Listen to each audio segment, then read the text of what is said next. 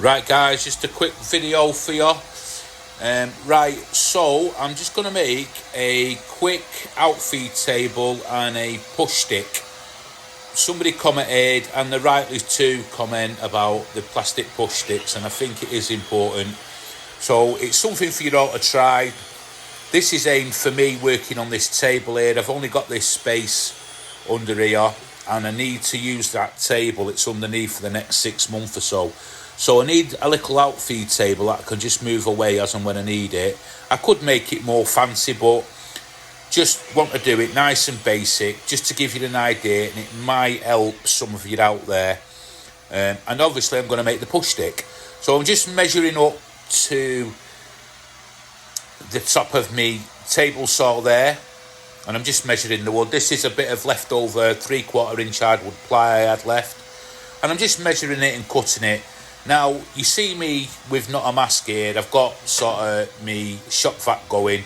I should have been wearing a mask as well, because cutting plywood is really messy job to do. My saw's more than capable of completing these cuts, but if you've got a saw and you're not sure of your cuts, don't cut them. Find another way to cut them. And there you see me using the little clamp stabilizer. I didn't need to use it, but I do use it on sort of cuts like this, because I'll flip it round and cut it over again. So it's nice, quick, easy. There's no frills with this.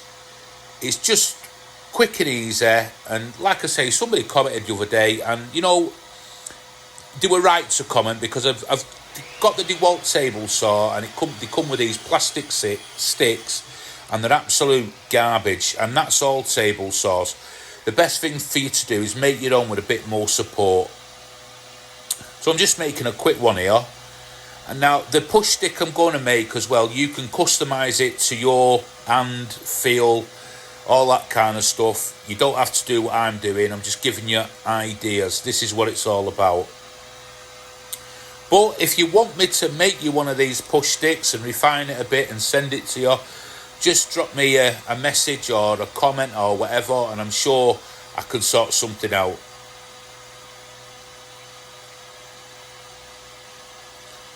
So just making sure this is tight down.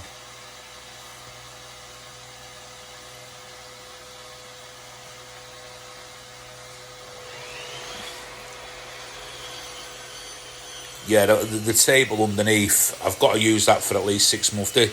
So I don't want to make anything over elaborate, because I will be building my table saw into a sort of bespoke bench I'm going to make eventually.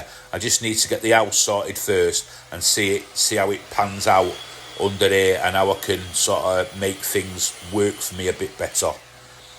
And also, at the moment, it's summertime, so when it comes to winter, the front bit section where the camera's sat now looking in at me, that's all open there, which is a blessing in the summer, but in the winter it gets freezing, and our winters in the UK can be really cold.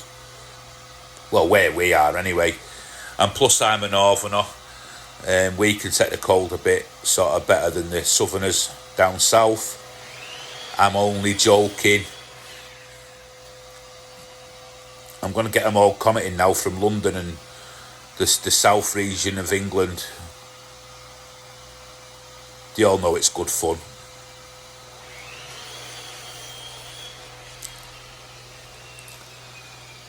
So just take your time with these cuts. You don't have to rush this. It's a quick thing to do. So I'm just lifting the blade there, just slightly above the plywood. You don't need to go any higher than that. Excuse me. Just checking them dimensions. Although these DeWalt table saws, when I bought it, everything was mega accurate straight out the box. But I do check it every time I use it. I'll just put a square. I've got a little engineer square that I know is 100% square, and I'll check it against that. So this is what I mean. This push stick here, there's no real support on that push stick. It's okay. but there's no support there, and you'll see the support of the push stick, what the push stick I make gives.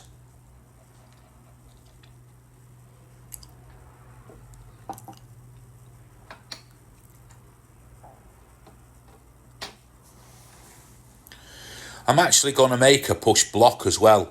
I was having a look at push blocks, then I was watching a few YouTube videos, and I've seen some that, you know, just made out of scrap wood with sacrificial bottoms and all that kind of stuff. I might have a go at one of them. Might put a video together on one of them as well. Let me know in the comments. Should I make that video?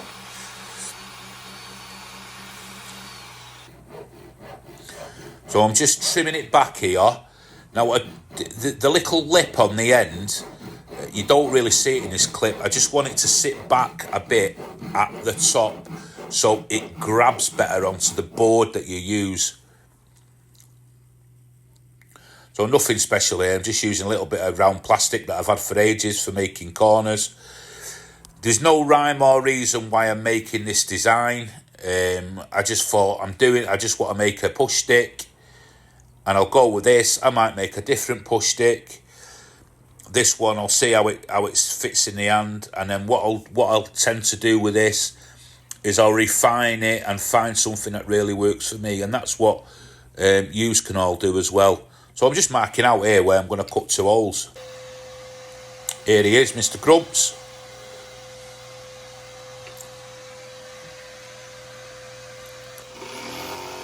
So here's my jigsaw action, getting a bit better. Watch those fingers. I really should have that clamp there, but I know I'm okay. I'm not actually putting any pressure on that jigsaw at all. I've learned not to put the pressure on and just let it cut, and you get a better cut. So here's where I shouldn't be doing this. I should be doing this on the drill press. I'm only doing it here because I can't set the camera up inside, but I'm going to bring the drill press out for when I'm doing holes like this. I just cannot get the speed right. That should be a lot slower. So just don't take this risk. I'm stupid here. It needs to be doing on the drill press. So apologies to everybody that's watching this. This is stupid. I get it done, but really that needs to be on the drill press doing that. I can make that speed a lot lower and that cut a lot safer. That could have just kicked out, went right into my hand or something like that, and I hold my hands up. It was wrong. So I'm just rounding over. Don't round over the bottom where it's going to touch the boards for obvious reasons. And then I'm just going on the inside to where these finger holes are.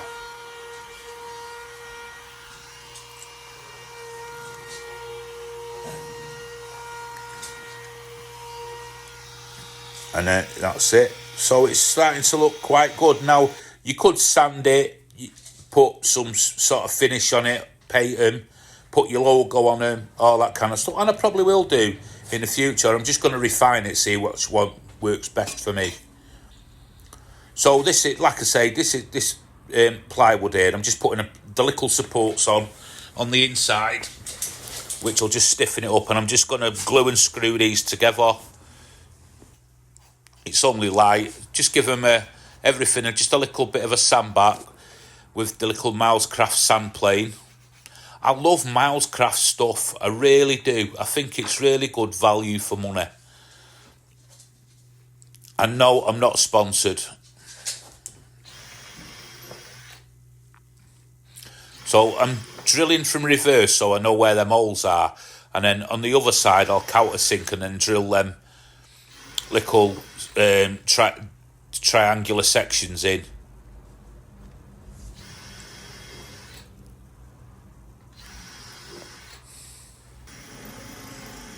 That's it. So here we go, just doing the countersinks now.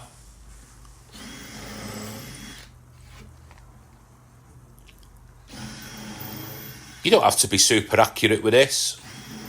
If you want to be super accurate with it, yeah, and do you know what? It might help you going on to, if that's what you want to do, that's what you want to do. But this is just sort of like sacrificial, shop furniture, workshop furniture that I'll probably be changing out at some point. So it doesn't have to look like $1 million, £1 million or whatever.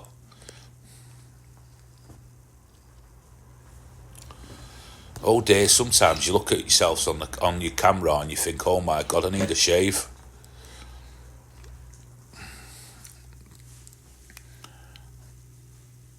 I should have had a shave before I did this video.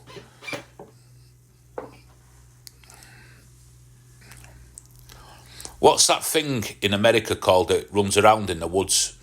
The bear thing. Is it, what is it called? The abominable snowman or something like that? A Yeti. That's what I look like. So I just want to say thank you to Julie for buying me this sensor finder off my Amazon wish list. It is really appreciated. This will get put to good use. And thank you. I just want to say thank you. Everything sort of helps the channel, goes back into the channel. So there's the little Outfeed table finished. It's only small. I can put stuff on there. I can use it as a mini work table on the top there, so it's got a few uses. And that's the push block. Nothing fancy, quite simple. Looks quite cool, I'll be honest. And this is going to be part of my next video, this clip, where I actually use the centre finder. It's really good. So here's it finished. I'm just running it through here, this board. Like I say, this board's going to be for my next project, but I'm just showing you on here with the push block. Just get the push block. So it's just giving more support to that board further up. That Outfeed table could have been done with a couple of mil higher, but it's safer than it was. And once again, thanks for watching. You're all amazing, and see you on the next one.